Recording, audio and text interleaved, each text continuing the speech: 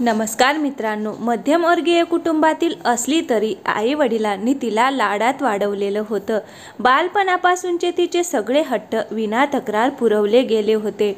कदाचित एकुलती एक असल्यामुळे तसं होणं स्वाभाविक वाटत होतं. अर्थात त्यामुळेच तिच्या आईवडिलांसाठी ती लाडकी होती. पाठवणी करताना आईला हुंदका आवरत नव्हता. पाहुण्यांशी बोलता बोलता वडिलांच्याही डोळ्यांच्या कडा पाणावल्या होत्या. तरीही स्थळ छान असल्यामुळे आई वडील समाधानी होते. नाही म्हणायला तिच्या आई वडिलांना काळजी एकाच गोष्टीची होती, ती म्हणजे तिच्या हातात सतत असलेला मोबाईल. आई वडिलांच्या मते तिने मोबाईलवरची खाटकूट थोडी कमी करावी, शिवाय सोशल मीडियावरचा वापर प्रमाणातच करावा. पण आपलं मत त्यांनी कधीही तिच्यावर थोपवण्याचा प्रयत्न केला नाही. नव्या काळातील नव्या विचारांची खुशी नावाप्रमाणे सोशल मीडिया वापरून खुश होती. स्वतंत्र मोकळं आयुष्य जगण्याची इच्छा तिच्या मनात सुरुवातीपासूनच होती. नवा जमान्याचा स्मार्टफोन तिचा जीव की प्राण होता.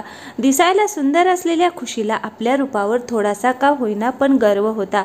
व्हॉट्सअप, फेसबुक, इंस्टाग्राम आणि बऱ्याचशा सामाजिक कट्ट्यांवरती ती स्वतःचे विचार मांडायची.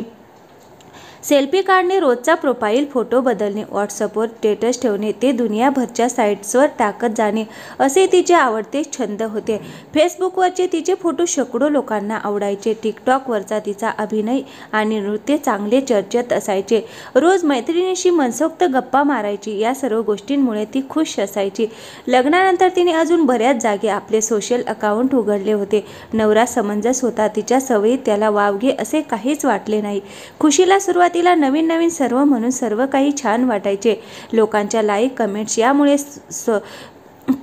खुश असायची. पण हल्लीच्या काही दिवसात मात्र खुशीचा सोशल मीडियावरचा वावर वाढत चालला होता. आपल्या मागील पोस्टपेक्षा आता येणारे लाईक कमी झाल्याचं दुःख तिला सारखं वाटत राहायचं.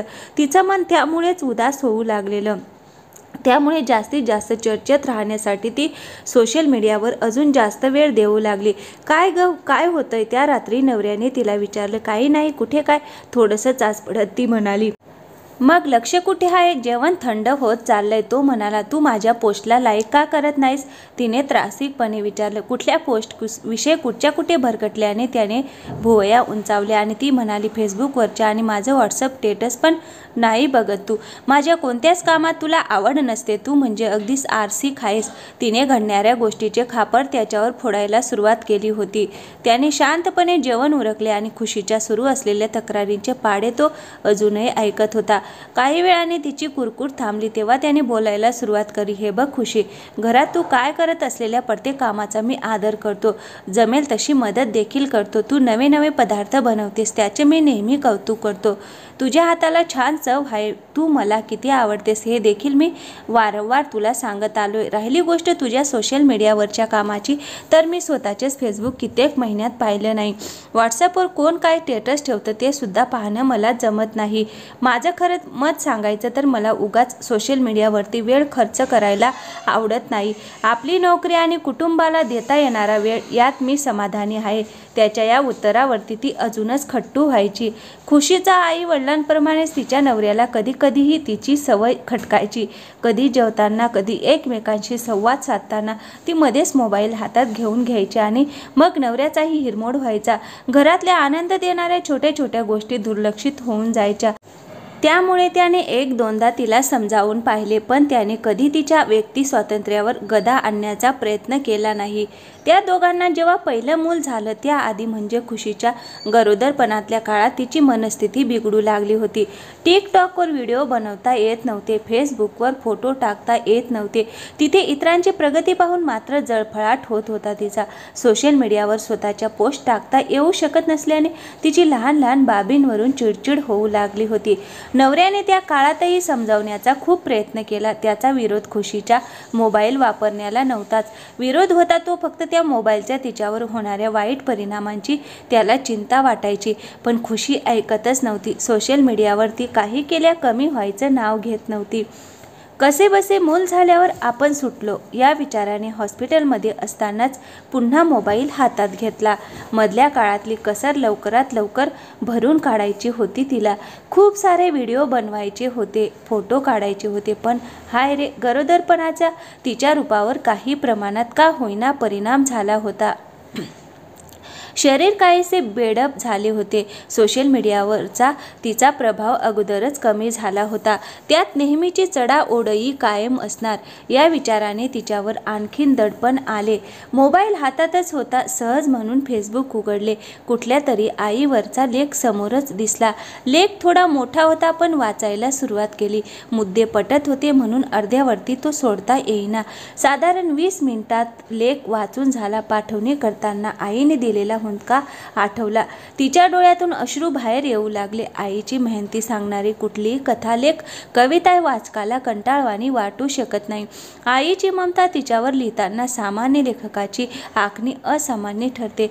या लेखातील मुद्द्यांनी खुशी डोळ्यावरची पापड उघडली. आई झाल्याचा खरा आनंद तिला तो लेख वाचल्यावर झाला. शिवाय त्या आनंदाची अनुभूती घेतल्यावर तिला कळून चुकले की आजवरचे सोशल मीडियाकडून मिळालेल्या हजारो क्षणिक सुखापेक्षा हा आनंद किती मोठा आहे. एक एक करत तिने सगळ्या साईटवरून आपले अकाउंट बंद केले. आता तिला खूप मोकळं मोकळं वाटत होतं.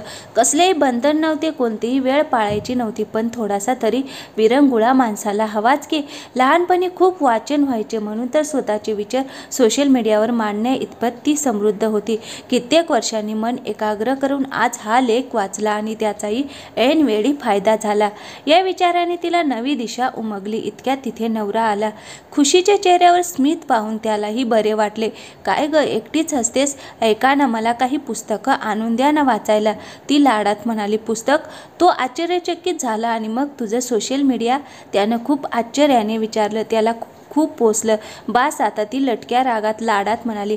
मला आता पुस्तक हवी. आणि ती त्याच्या मिठीत शिरली आणि तो म्हणाला, आज मला माझी खरी बायको परत मिळाली. आणि म्हणाला, आता पुस्तक नंतर वाच आणि जरा माझ्याकडे बघ. किती दिवस झालं तू मला नीट भेटली सुद्धा नाही.